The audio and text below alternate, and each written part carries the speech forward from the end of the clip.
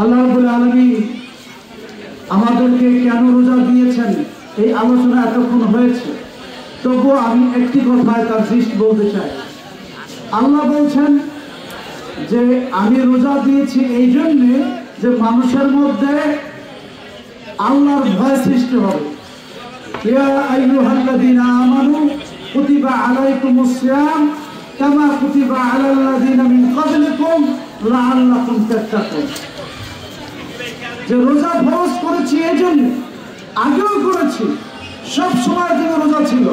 রোজার মাধ্যমে, সওমের মাধ্যমে তোমাদের মাঝে আল্লাহর ভয় সৃষ্টি হবে, যেটাকে আমরা বলি মুত্তাকি, আরবিতে, উর্দুতে বলি পরহেজগার, আর বাংলা বলি আল্লাহ ভীতি।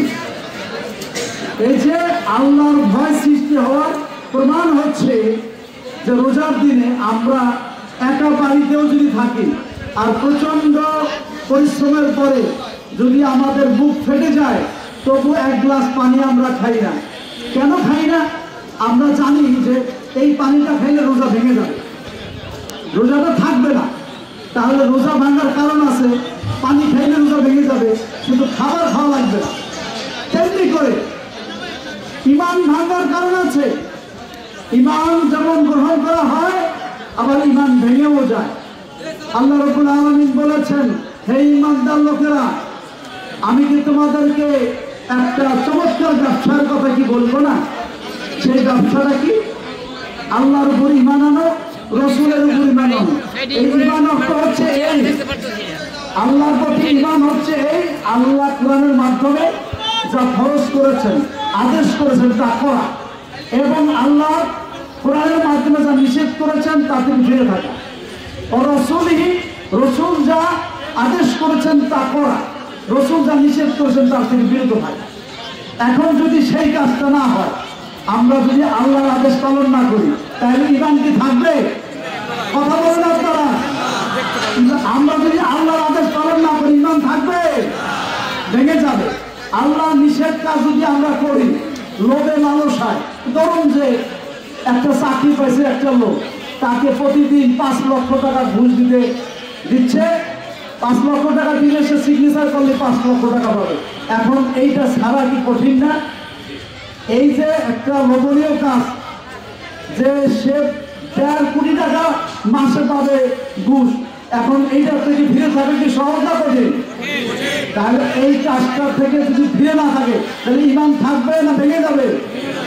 আচ্ছা, ঈমান যদি ভেঙে যায় এইভাবে, আল্লাহ রাসূলের আদেশ পালন করলে ঈমান থাকবে, আদেশ পালন না করলে কি হবে? ঈমান ভেঙে যাবে। তাহলে ঈমান যদি ভাঙে, তাহলে একটা হাদিস আছে, সরিষা পরিমাণ ঈমান থাকলেও জান্নাতে যাবে।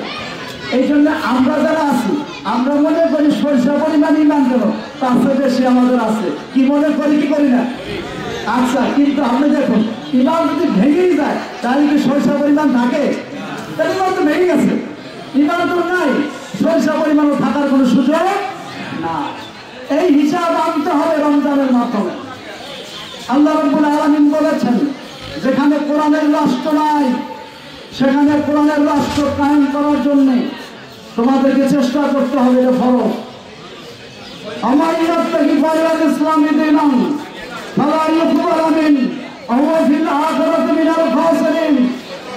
ইসলাম ছাড়া, কোরআন ছাড়া অন্য কোনো দল, অন্য কোনো মতবাদ, অন্য কোনো রীতি, অন্য কোনো নীতি, অন্য কোনো আদর্শ কায়েম করার পিছনে যদি তোমরা যাও, তাহলে ঈমান থাকবে না, এবং তোমাদের নামাজ, রোজা, হজ, যাকাত, মসজিদ, মাদ্রাসা, দান, খয়রাত কোনো কিছুই কবুল করা হবে না। ধমক দিচ্ছেন কে? ধমক দিচ্ছে কে? অতএব আমাদেরকে কোরআনের আলোকে নিজেদের জীবন গড়তে হবে, কোরআন জানতে হবে, কোরআনের দিকে মানুষকে ডাকতে হবে, কোরআনের শাসন ব্যবস্থা কায়েম করতে হবে। অফিস, আদালত, কোর্ট কাছারি, সংসদ ভবন, গণভবন, বঙ্গভবন থেকে শুরু করে সমস্ত খেতে খামারে, ব্যবসা বাণিজ্যে, সব জায়গায় কোরআনের আইন প্রতিষ্ঠা করতে হবে। আর সেটা যদি প্রতিষ্ঠা করতে হয়, তাহলে যারা আইন পাস করেন, মেম্বার অব দ্য পার্লামেন্ট যাদের বলা হয়, তারা আইন তৈরি করেন রাস্তার অনুমোদনের জন্য নয়, না ইহুদি খ্রিস্টানদের দেওয়া আদর্শ দিয়ে দেশ চলবে, এটা পার্লামেন্টের সিদ্ধান্ত হয়। যেমন পার্লামেন্টে একটা সিদ্ধান্ত হয়েছে, আমরা জানি আল্লাহ তার রসুলের মাধ্যমে বলা হয়েছে মেয়ে যদি বালেগ হয় তাহলে বিয়ে দেওয়া যাবে, বিয়ে দিয়ে দাও। এখন 13 বছর হয়েছে বিয়ে দেওয়া যাবে, 14 বছর হয়েছে দেওয়া যাবে, আপনি যত বছর পারেন দিবেন। কিন্তু বাংলাদেশে এখন কি 14 বছর হলে মেয়ে দিয়ে দেওয়া যায়? 15 বছর, 16 বছর, 17 বছর কেন দেওয়া যায় না? বাংলাদেশের মতো মুসলমানের দেশে আইন পাশ হয়েছে, 18 বছর না হলে বিয়ে দেওয়া যাবে না।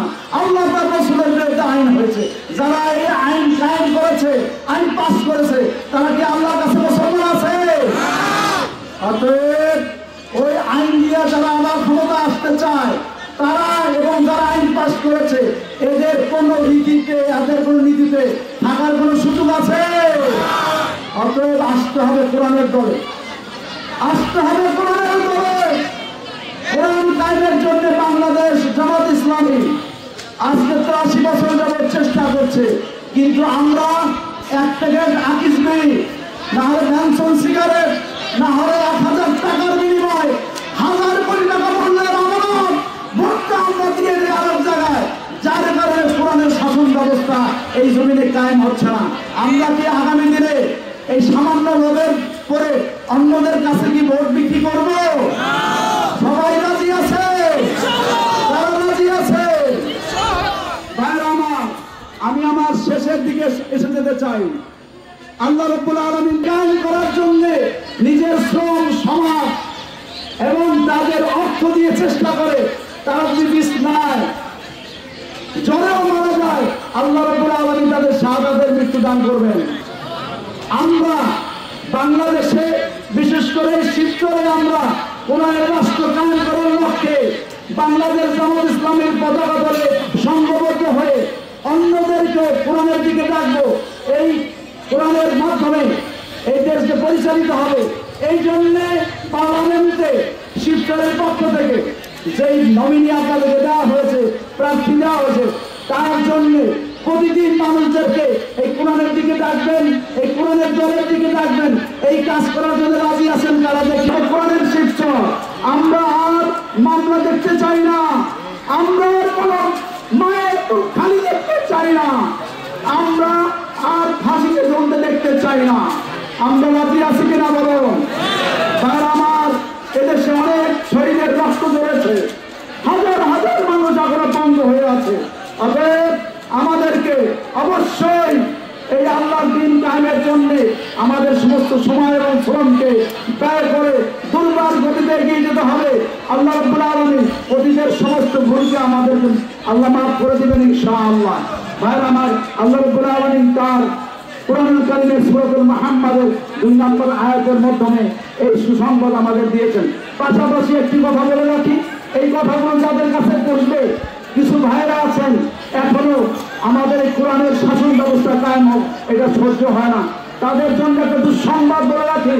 আল্লাহ রাব্বুল আলামিন কোরআনুল কারীমের সূরা মুহাম্মাদের 1 নম্বর আয়াতে বলেছেন, আল্লাযীনা কাফারু ওয়া সাদ্দু আন সাবিলিল্লাহি আযাল্লা আমালাহুম, যারা প্রত্যক্ষভাবে পরোক্ষভাবে কোরআনের বিরোধিতা করে, কোরআনের রাষ্ট্রকায়েমের বিরোধিতা করে, আল্লাহ তাদের সমস্ত আমলকে নিষ্ফল করে দেন, তাদের কোনো আমল নামা আখেরাতে থাকবে না। তওবা করুন, ইস্তিগফার করুন।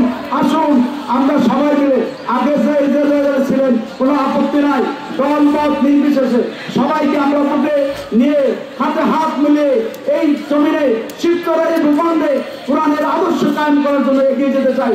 জামাত কোনো ব্যক্তিকে আর ঘৃণা করে না, আমরা কোনো দলকে ঘৃণা করি না। আসুন দলমত নির্বিশেষে সবাইকে উদারত আহ্বান জানাচ্ছি, জামাত ইসলামের হাতকে শক্তিশালী করে জামাতের পতাকা দলে সংঘবদ্ধ হয়ে আগামী দিনের শিবচরকে কোরআনের শিবচর গড়ে তোলার জন্য চেষ্টা করি। আমিন। আসসালামু আলাইকুম ওয়া রাহমাতুল্লাহি ওয়া বারাকাতুহু। বাংলাদেশ আল্লাহুল বারিয়া ওয়া রাহমাতুল্লাহ, ঠিক সেখান থেকে বের হয়ে যায় সুরের সাথে নিজেদেরকে সম্পৃক্ত করেছিলাম। কিন্তু ভাইরা, বাংলাদেশ নামক এই রাষ্ট্রটি যখন 1971 সালে স্বাধীনতা লাভ করলো, এই স্বাধীনতা যুদ্ধে বাংলাদেশের 2 মহান নেতা এই দেশের স্বাধীনতা অর্জনে গুরুত্বপূর্ণ ভূমিকা পালন করেছিলেন। সেই 2 মহান নেতার বাংলাদেশে দুটি প্রতিষ্ঠিত রাজনৈতিক দলও রয়েছে। স্বাভাবিকভাবে আমাদেরকে সেই সব দলের সাথে সম্পৃক্ত হওয়ার কথা ছিল, কিন্তু আমরা সেই সব দলগুলির সাথে সম্পৃক্ত না থেকে বাংলাদেশ জামাত ইসলামের সাথে কেন সম্পৃক্ত হইলাম? সম্মানিত ভাইরা, যে কোরআনের কথা আমরা আপনাদেরকে বলছি, সেই কোরআন এই পৃথিবীতে এসেছে পৃথিবীর সমস্ত মতবাদকে পরাস্ত করে আল্লাহ রাব্বুল আলামিনের বিধানকে বিজয় করার জন্য। বাংলাদেশ মুসলিম মেজরিটির রাষ্ট্র হলেও এখানকার অর্থনীতি, এখানকার বিচার ব্যবস্থা, এখানকার সংস্কৃতি, এখানকার শিক্ষা ব্যবস্থা কোরআনে বর্ণিত শিক্ষা ব্যবস্থার সাথে সাংঘর্ষিক। আর বর্তমান সংবিধান, এই সংবিধানের অধীনে রাষ্ট্র পরিচালনা করার মাধ্যমে সেই সব তথাকথিত দলগুলি বা সেই সব রাষ্ট্র অতীত দিনে যারা পরিচালনা করেছে তারা এই সংবিধানের অধীনেই দেশকে পরিচালনা করেছে। আর আল্লাহ তাআলা বলেছেন, ওয়ামান লাম ইয়াহকুম বিমা আনজালাল্লাহু ফাউলাইকা হুমুল কাফিরুন। যারা আল্লাহ প্রদত্ত বিধানাবলী বাদ দিয়ে অন্য কোনো বিধান দ্বারা বিচার ফয়সালা করে তারা কাফের। আমাদের উদ্দেশ্যে আল্লাহ তাআলা যে কোরআন নাযিল করেছেন, এখানে আল্লাহ স্পষ্ট বললেন যে আমার তৈরি করা বিধান বাদ দিয়ে অন্য কোনো বিধান দ্বারা বিচার ফয়সালা করলে তারা কুফরি করলো।